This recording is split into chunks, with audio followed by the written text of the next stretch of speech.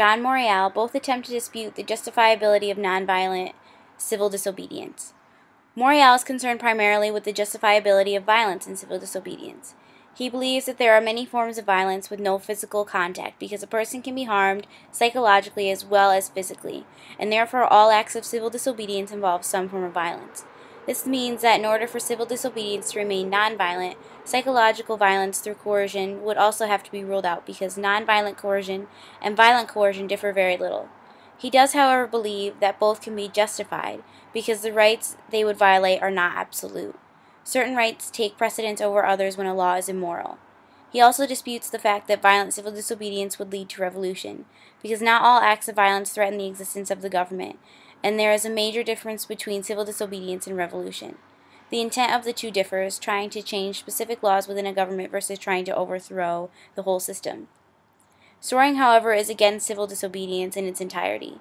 He says that it is an unsuccessful attempt to combine on the level of principle revolution and conventional political action.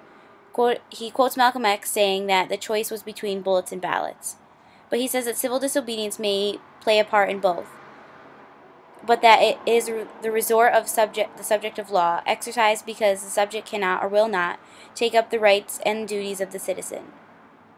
He believes it is necessary to specify whether a regime is just or unjust, because the breaking of an unjust law in a fundamentally just regime must be done in an open and loving manner, and with a willingness to accept the punishment, not to show respect for the law in the abstract, but to show respect for and concede the legitimacy of the system of law, of which this unjust law is a part. But when it is the regime that is fundamentally unjust, it is the regime that must be changed. He also asked, at which point does too much injustice stem from cooperation or compromise with a given political system? Because of this, Storing believes that the civil disobedience becomes subordinate to the law. Not only is it a passive respect for the law, but an active participation with the law in a dialogue about justice. Civil disobedience, according to Storing, is a feeble instrument because its principles are contradictory, its effects are dubious, it tends to undermine respect for the law, and above all, its foundation is the role and point of view of the recipient of the law, the subject.